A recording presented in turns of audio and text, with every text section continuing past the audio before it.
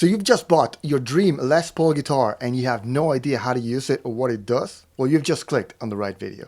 So hello everybody and welcome to a new video and welcome to my channel where we talk about everything music from death metal to Queen and everything in between. Today we have a video I've been meaning to make for the longest time because ever since I started working in the music industry about 15 years ago, I had to answer these questions many times, or I had to guess what the customer was actually looking for. So hopefully this video is going to answer a lot of questions and it's going to help guide a lot of people and hopefully save a lot of aggravation to your friendly guitar salesman. Alright, so let's get started. Les Paul 101. Now mind you, I call this Les Paul 101 because I am going to show you on a Les Paul, but this actually applies to a lot of guitars, especially Gibson ones. But basically most guitars with humbuckers are going to have a lot of the same features. Alright, so let's get started. I'm going to try to be as thorough as possible, but if I do miss anything, just let me know in the comment section down below. And of course, if you find any value on this channel, please hit that thanks button, or please consider becoming a patron to the channel. A little goes a long way, and we surely do appreciate it. Of course, don't forget to subscribe to the channel like a man. That's a given. And drop me a like and a comment in the comment section down below. Alright, so let's get started. This is a guitar. This is called a Les Paul because of the shape. So anything that looks like this is going to be a Les Paul guitar. You know, one cut, single cut, two humbuckers usually, and this shape. Alright, so let me get rid of the strap really quick. We don't need that for this video.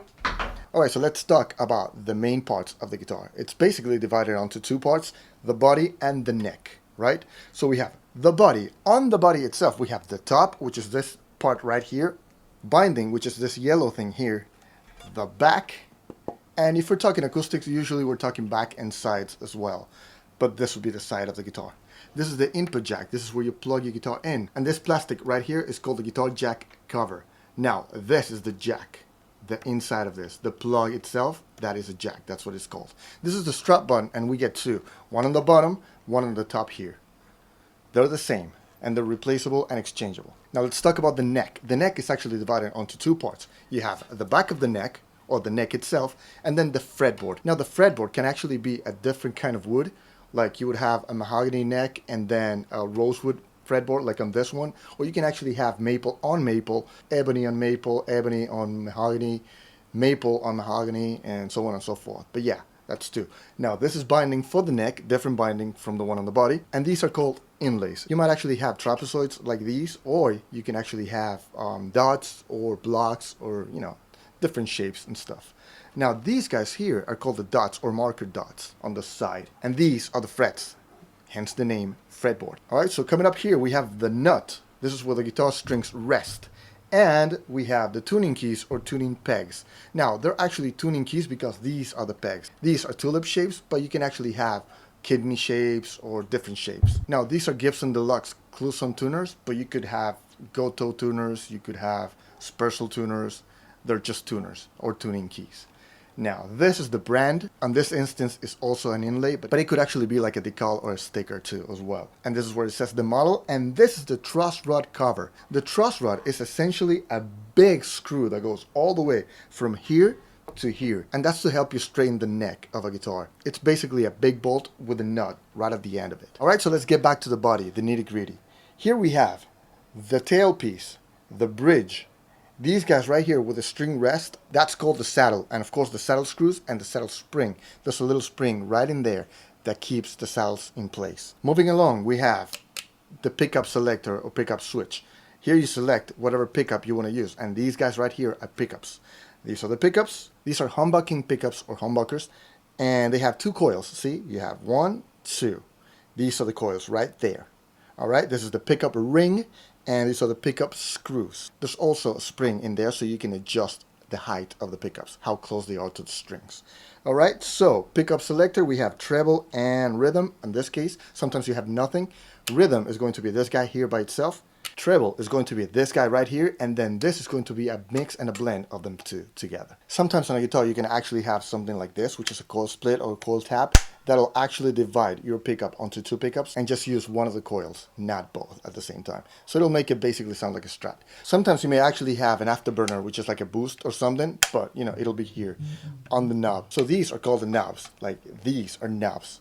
And these are pots. You can have those in 500K or 250K standard. Now let's look at the back of the guitar. On this guitar here we have a heelless joint, but it's still a set neck just like on a regular Les Paul. It just doesn't have that heel there. So it provides you with better access and more comfortable access to the higher frets. Hence the name Les Paul Access. But it is standard in the sense that it's actually glued on and it's not bolted on, like Stratocaster, Telecaster, or some of the Ibanez's. This back here is the pickup switch backplate, and this is the backplate for the electronics. So if you need to get to the cables and stuff like that, this is where you'll find them. Okay, so now what do these guys do? We have one volume per each one of the pickups, and then we have one tone for each one of the pickups. So this will be the volume for the bridge, this will be the volume for the neck, this will be the tone for the bridge, and this will be the tone for the neck. So what they actually do is they subtract. So if you have it all the way at 10, which we usually do, that'll be the humbucker at full power. Now if you start taking away some of the volume, you'll get less gain. Now the same happens with the tone. When you have the tone all the way up, you get the full spectrum of the tone. But if you start to dial it down,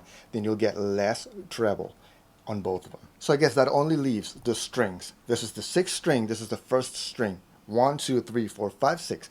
Always refer to the thickest string as the 6th, or the 7th if you have a 7-string guitar, or the 8th, and so on and so forth. And then the thinnest one, is the highest one, is always going to be the high E string. So it's E, A, D, G, B, E. You have 3 that are not wound and 3 that are wound, usually standard. Alright guys, I really hope you found this video helpful. Let me know in the comment section down below if you did. Let me know if you have any more questions about Les Pauls or any other guitars, and I'll do my best to help you out. And of course, don't forget to drop me a like, drop me a comment in the comment section down below, and of course, subscribe to this channel like command if you haven't yet. And if you want to help the channel out big time, please consider becoming a patron to the channel. A little goes a long way. We surely do appreciate it. I'll see you guys next time. Pat out, middle on, dudes. Les Pauls rule.